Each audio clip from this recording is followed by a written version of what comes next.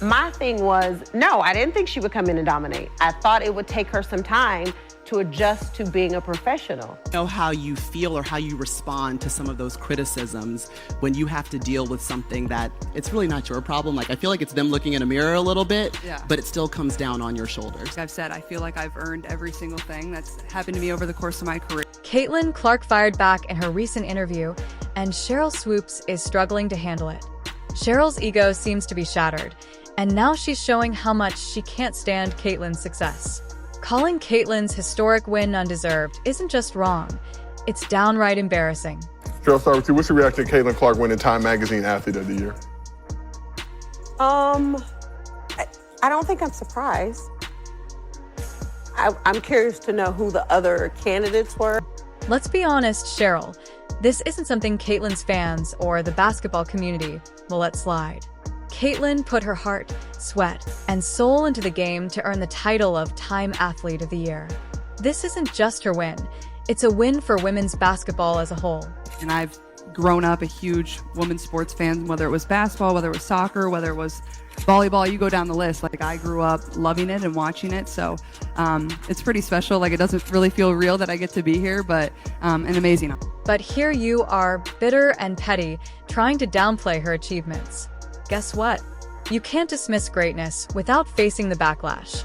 Caitlin has built a legacy, and it's time you accept it. The fact that that's the very first WNBA player to ever win Time Magazine Athlete of the Year is pretty special. And my question is, like the criteria, is it based off of her performance on the court, which, yeah, she had a great year, or is it more about the impact that she had on the game this season? Sheryl Swoops, you've really put on a show. Caitlin Clark just made history as the first WNBA player to win Time Athlete of the Year, and instead of celebrating her success, you chose this moment to make yourself look petty. Well done, Sheryl, a true MVP move in being bitter. Put Asia Wilson in there. That was just basketball. So that's what I'm saying. Was it just the performance on the court, or it's global? It's like, I think it's everything. Yeah, it's everything. Let's talk about Caitlin Clark, a name you clearly can't ignore. Her stats speak for themselves: 19.5 points, 8.4 assists, and 5.7 rebounds per game as a rookie. She led the league in assists, broke the WNBA single-season assist record, scored 761 points in 39 games, and shattered Simone Augustus' rookie scoring record. Meanwhile, Sheryl, your most impressive stat seems to be how many podcasts you've used to complain about her. But for the season, Caitlin Clark's averaging 20 points, league-leading 8 assists, 6 rebounds, 1.3 steals. Now has the Fever back in the playoff for the first time since 2016. So are you surprised by Caitlin Clark and the Fever's improvement since the Olympic break? Caitlin Clark isn't just about the stats. She's transforming women's basketball into a must-see event. Remember when the Atlanta Dream had to move their game to a 20,000-seat arena just because Caitlin was playing? That's called impact. You might recall something like that from your prime, Sheryl, back when dial-up internet was a thing. Caitlin's boosting ticket sales, skyrocketing TV ratings, and putting women's basketball on the map like never before, but sure, don't let that stop you from being bitter. On Gil's Arena, you threw a tantrum, questioning the criteria for Caitlin's award. Really, Sheryl? The criteria? Whether it's on-court performance or global impact, Caitlin has dominated both. We don't like when someone's getting something that we don't think they deserve, right? When we've been in a game. Then you tried to name-drop other athletes like Aya Wilson and some Olympic swimmer, claiming they were more deserving.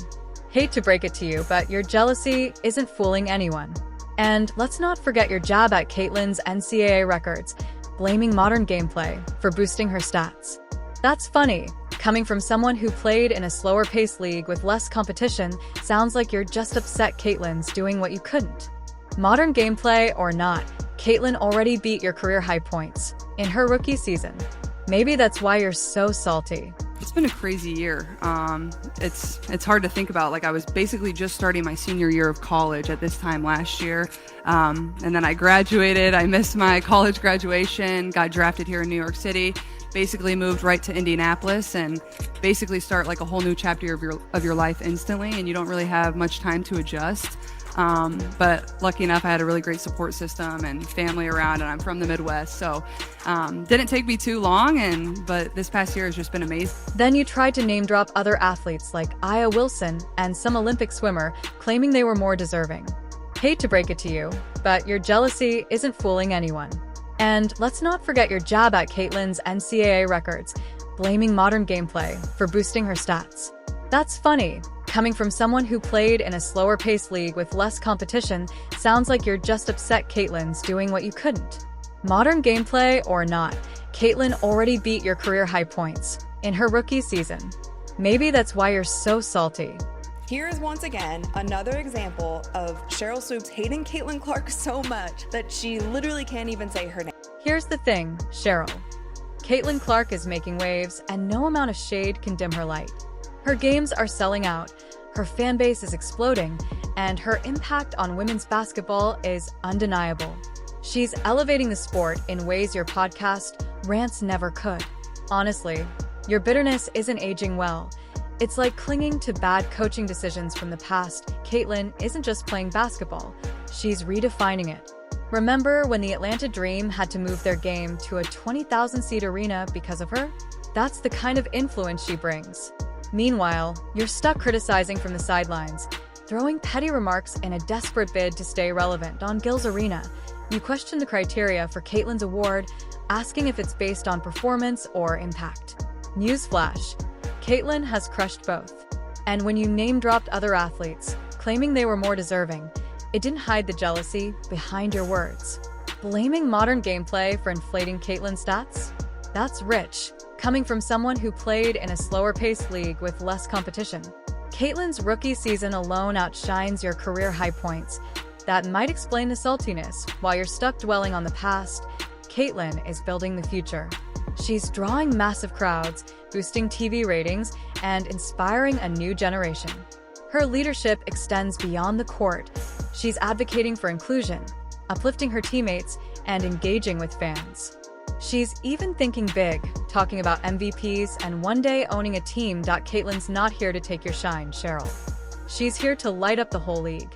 Instead of tearing her down, maybe take a page from her book and focus on lifting others up. Women's basketball is evolving, and Caitlin Clark is leading that change. You could have been part of this new era, but instead, you've chosen bitterness over growth.